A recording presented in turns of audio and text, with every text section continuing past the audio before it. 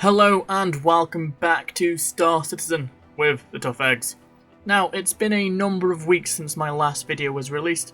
It appears my initial guess as to the release of 3.14 was a tiny bit off. However, 3.14 is now upon us.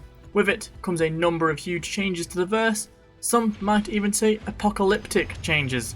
These include the complete rebalance of ships' weapons, hit points, shields, and the inclusion of capacitors alongside the new scanning and missile operator mode, which means I have lots to talk about in upcoming videos. Now, the first new addition I want to review is the long-awaited Constellation Taurus, the last of the Constellation family. This budget Constellation is a designated cargo hauler, though it carries lots of the desired Constellation features. It may have taken years to finally implement, but she really doesn't disappoint. The Taurus is a pretty large freighter. She's no star lifter, but for multi-crew ships still able to be operated by a single user, she's on the larger size, sitting at 27.75 meters wide, 70 meters in length and 15.25 meters high. Basically twice the length of your standard Freelancer. As you'd imagine, that means this old bucket needs quite a lot of thrust to get moving. And so, like all of the Connies, there are 4 main thrusters providing 20,000 kilonewtons of thrust and an array of 20 maneuvering thrusters, propelling the ship to a recommended SCM speed of 144 meters a second and a maximum of 911 meters a second. Now, those maneuvering thrusters also allow the ship to both pitch and yaw at 25 degrees per second and roll at 65, meaning for a brig, she can fly pretty well. Though I'd still try and avoid turning engagements in combat, even though that's quite difficult currently. Moving on to weapons, the Taurus shares the same weapon hardpoints as a traditional Constellation, allowing for 4 gimbaled size 4 weapons with the option to swap 2 of these for fixed size 5s. As standard, the ship comes equipped with 4 CF447 Rhino laser repeaters. I'd very much like the ability to mount 4 size 5 weapons, as the range on size 4s is incredibly low at the moment, but we'll touch on that further in the video. To further bolster the ship's offensive and defensive capabilities, a top-mounted turret featuring 2 size 2 laser repeaters is included. Unlike the Andromeda, the lower turret on the Taurus has been replaced with tractor beams to facilitate quicker cargo loading, though this isn't quite operable at the moment. To defend itself, all Constellations have received a large buff. The 2 size 2 shields have been replaced by a singular size 3, alongside a huge increase to overall hull HP, with the Taurus now having over 128,000 base hit points. With the inclusion of missile operator mode, the built-in missile racks of 24 size 2 missiles are now able to reach out and target enemy vessels at a range of 10 kilometers, meaning all Constellations could now be fairly formidable missile boats when fully crewed. Now that we've discussed the exterior features and components, let's take a brief look at the interior of this multi-crew ship. Anyone who's ever been inside a Constellation knows what they're in for. The bridge contains 3 seats, 1 for the pilot and 2 co-pilot seats. In 3.14 these positions are a lot more useful, as one player can fly the ship, the other can man the missile launchers and a third can manage shield and power distribution. Just behind these stations are the turret access lifts. The top turret houses the weapons, whilst the bottom is for loading cargo. Moving into Compartment B, we find the ship's main access lift, the main crew quarters including a small mess, seating area, toilet and washroom, although I hate the fact that they're combined, storage, and the ship's bed, which double as ejection pods, though I'd still be hesitant in climbing into one, as who wants to be ejected into space in a coffin. Compartment C houses the Taurus's large cargo area, missile storage racks, and the port starboard docking hatches. The cargo bay can be lowered and accessed from either end of this compartment. The large reloading bay is also plenty big enough to fit multiple rocks for planet-based mining.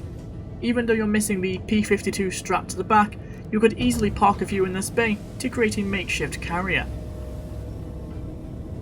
The cargo bay is the most important aspect of this ship.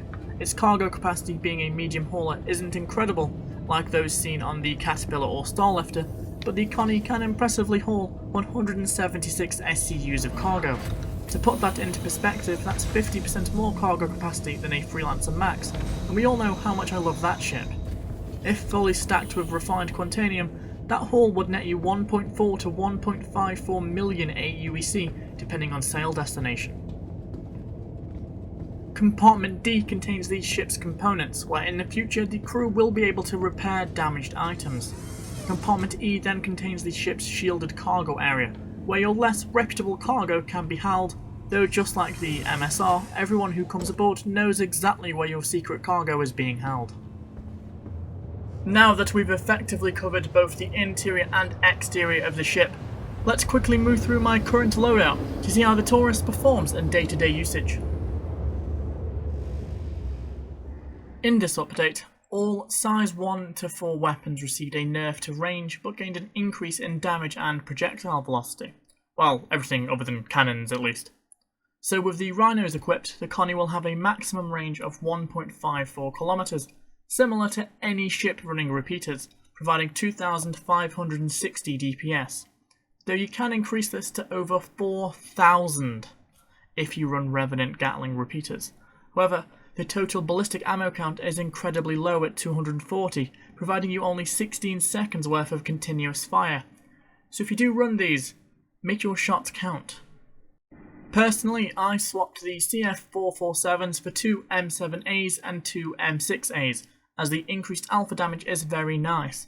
Also, desync is incredibly high currently, which reduces the effectiveness of gimbaled weapons, so I've opted for the more reliable fixed loadout. Hopefully sometime soon this can be resolved and gimbaled weapons on larger ships can be more reliable. Missiles, I've opted to stick with the Strike Force 2s as I enjoy the lower lock time. You can certainly change these though to your own personal liking. Other good options are the Rattler and Dominator 2s, which provide more damage output but require slightly longer initial lock times, which will probably be more useful when you're running with a crew of 2 or 3. The shields on the Constellation I have left stock. All shields similar to most weapons are running the same statistics to aid in the overall rebalance seen in 3.14, so just leave them stock in all of your vessels and save some money. One key difference though is the size 1 and 2 shields now act as a bubble, meaning all of your shield strength is present at one time and is not spread over multiple facings. Meaning, wherever you take damage it will lower your overall shield hit point pool. Also, these shields have had their overall hit point pool drastically reduced. However, the Connie now features a singular size 3 shield. This provides a base 100,000 shield hit point pool, unlike the smaller size shields. This is spread into 4 quadrants, split into 25,000 hit point chunks. This can be reinforced in specific areas, as you could in previous Star Citizen builds. Power plants, I've opted for 2 Eclipse generators, and to cool this build effectively I've had an Avalanche and a Nightfall cooler. The Nightfall provides the rapid cooling necessary, and the Avalanche provides a larger coolant pool, providing the best of both worlds. And as always, I've had an XL1 to cut down QT times. All in all, these components will cost you 566,000 UEC to equip on the Taurus, but they do change the gameplay and make it very effective in day-to-day usage. Now, the recent patch has seen CIG attempt to draw ships further in line with their intended roles, meaning no ship will be able to comfortably do everything, well, at least a ship operated alone. This means the Taurus, being a freighter, isn't designed to engage in combat bounty hunting, so chasing small fighters can be a real pain.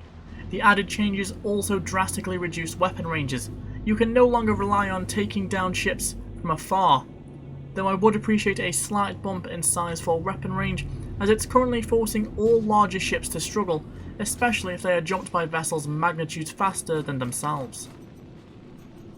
It is for that reason why I have opted to run laser cannons on my Taurus. They provide a bit longer range, specifically the M7As, and the increase in alpha damage means when the target is hit, it suffers a large amount of damage. In most cases, light fighters can only take 2 to 3 hits before being completely destroyed. I wouldn't recommend taking a Taurus out for bounty hunting. It can certainly be done, but you'll find it easier in a fully crewed Andromeda or Hammerhead. If you're really wanting to engage in bounty hunting, take a Vanguard or light fighter, as they better fit the role in the current meta.